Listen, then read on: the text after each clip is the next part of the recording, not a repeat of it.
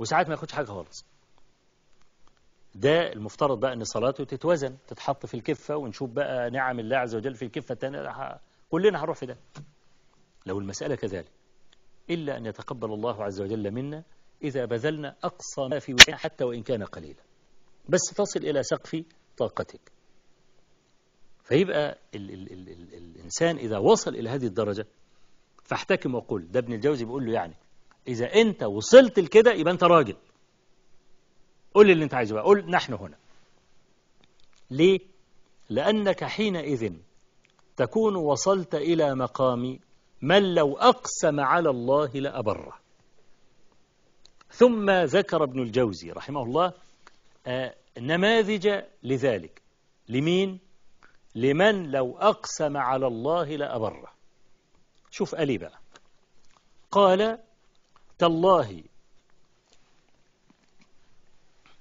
لولا صبر عمر من بسطت يده بضرب الأرض بالدرة. الدرة عصا لينة كانت مع عمر ابن الخطاب رضي الله عنه، وكان عمر يضرب بها بعض الصحابة، ومع ذلك لم يكن يغضب من عمر أحد. ليه؟ لصدقه رضي الله عنه. جعل الله عز وجل له من المهابة والمكانة والمحبة في قلوب الصحابة وفي قلوب التابعين ما جعلهم يتجاوزون هذا المعنى. فلولا صبر عمر، طبعا أي رجل يبتليه الله عز وجل بالإمارة لا بد أن يتسلح بسلاح الصبر والحلم. الاثنين لا يسود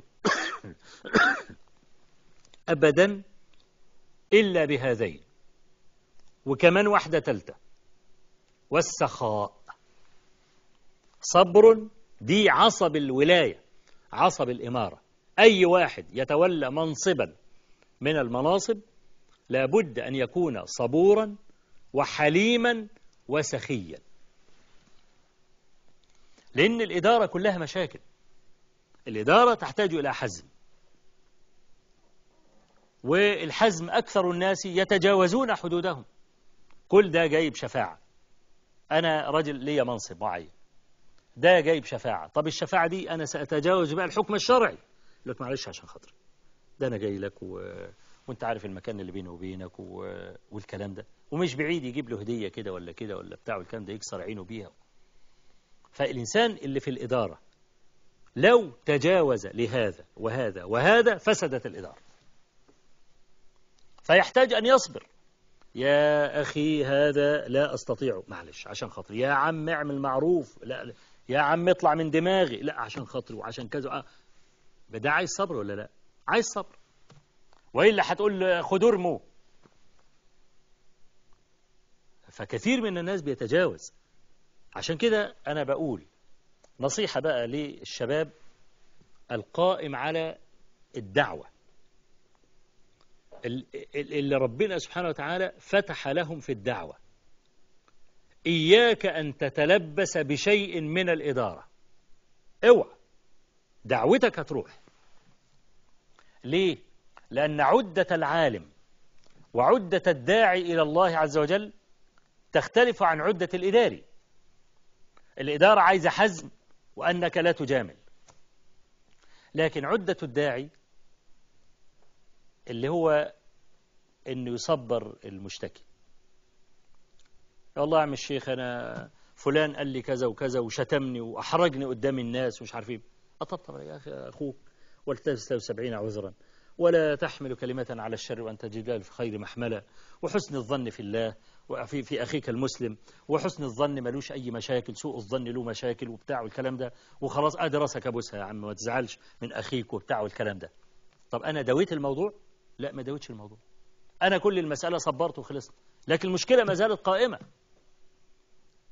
فأنا لو دخلت بقى في الإدارة بأخلاق الداعي إلى الله هبوظ الإدارة، ولو دخلت الدعوة إلى الله عز وجل بأخلاق الإداري هبوظ الدعوة. ليه؟ لأن سأكون حينئذ غليظا، لن أترفق مع أحد ومش هتلطف مع أحد وأصك صك الجندل وروح وتطلع في أي شعب من الشعاب ما يضرنيش راح فين. فما عادش ينفع. أنا رجل مثلا لي قبول في المكان اللي أنا فيه، قالوا لي والله عايزينك نعملك بقى رئيس مجلس إدارة المسجد، رئيس مجلس إدارة الجمعية. طب الجمعية دي لها نشاطات اجتماعية للفقراء والمرضى والمش عارف ايه والكلام ده والبتاع. انت بقى تبقى رئيس مجلس الإدارة، واحد جالك والله أنا عايز كذا كذا كذا، مش من حقك تاخد. ليه مش من حقي؟ ليه؟ هو كده مش من حقك. طول لسانه طلعه بره. وبعدين خطبة الجمعة الجاية طلعت على المنبر واتكلم بقى عن حسن الأخلاق، وانك أخوك المسلم ما تكشرش في وشه، أخوه المسلم تمد له حبل الصبر والحلم والمش عارف ايه الكلام ده. يقوم اللي أنا لسه طرده بره من يومين يقول الراجل ده بيقول ايه؟ ده لسه طاردني من يومين ومش عارف ايه والكلام ده. طب يا أخي اعمل باللي انت بتقوله.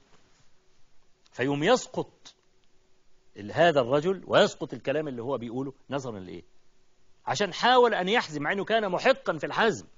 مش عايز أقول أنه تجاوز، يعني كان محقا في الحزم، وأنه هو مرضاش يدي أي بني آدم، لأن اللوائح لا تسمح بهذا، وأنا ما أعرفش أعمل حاجة زي كده.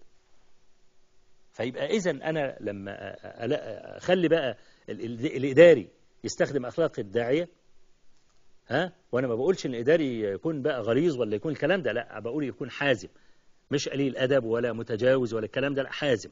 حازم بمعنى لا يجامل. فهذا الحزم كله يحتاج إلى صبر. فعمر بن الخطاب كان أمير المؤمنين، كيف كانت سيرته بقى، وكيف كان صبره، وكيف كان إذا ضرب بالدرة لا يتغير قلب أحد عليه.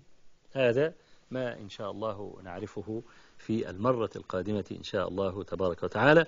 والله سبحانه وتعالى أسأل أن يجعل ما قلته لكم زادا إلى حسن المصير إليه، وعتادا إلى يمن القدوم عليه، إنه بكل جميل كفيل، وهو حسبنا ونعم الوكيل. وصلى الله وسلم وبارك على نبينا محمد، والحمد لله رب العالمين. عطر الكلام